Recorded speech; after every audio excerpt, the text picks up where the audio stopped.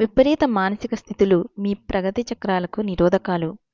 మీరు మీ విపరీత ధోరణులను జయించవచ్చు. అవి ఎంత భయంకరంగా కనపడ్డప్పటికీ మీరిక విచారగ్రస్తుడనవనని మనస్సులో దృఢనిశ్చయం చేసుకోండి.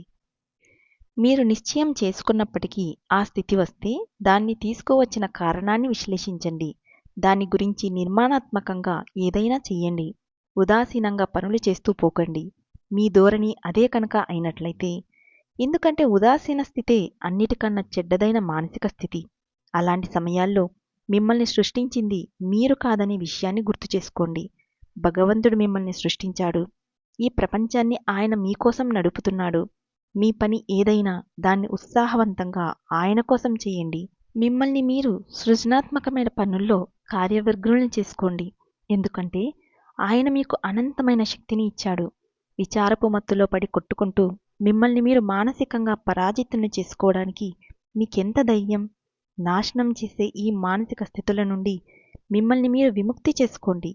మీ ప్రగతి చక్రాలకు అవి నిజమైన నిరోధకాలు. వాటిని మీరు వదిలేదాకా మీరు ముందుకు సాగలేరు. ప్రతి ఉదయము మీరు భగవంతుడి బిడ్డలని జ్ఞాపకం చేసుకోండి. మీ కష్టాలు ఏవైనప్పటికీ వాటిని జయించే శక్తి మీకుంది. పరమాత్ముడి విశ్వశక్తికి వారసులారా, మీరు ప్రమాదం కన్నా ఎక్కువ ప్రమాదకరమైన వారు.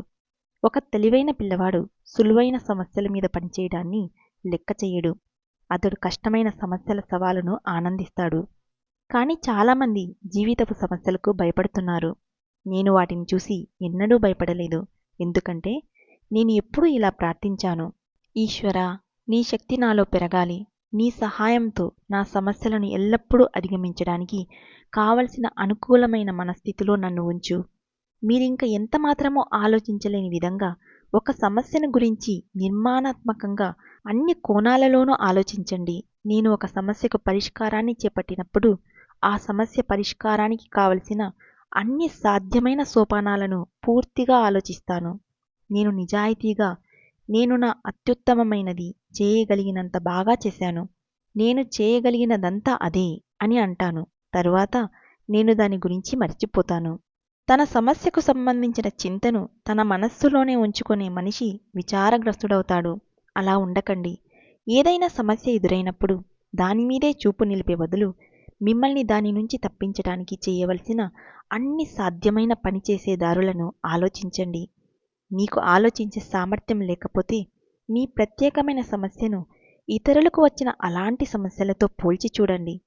వాళ్ళ అనుభవాల నుంచి ఏ దారి పరాజయానికి, ఏ దారి సఫలతకు దారితీస్తుందో మీరు తెలుసుకోగలుగుతారు. సహేతుకంగా ఆచరణాత్మకంగా కనిపించే ప్రయత్నాలను ఎంపిక చేసుకుని వాటిని అమలుపరచడంలో కార్యవ్యగ్రులు కండి. ఈ విశ్వ గ్రంథాలయమంతా మీలోనే దాగి ఉంది. మీరు తెలుసుకోవాలని కోరుకున్న విషయాలన్నీ మీలోనే ఉన్నాయి. వాటిని బయటకు తీసుకురావడానికి సృజనాత్మకంగా ఆలోచించండి. Thank you.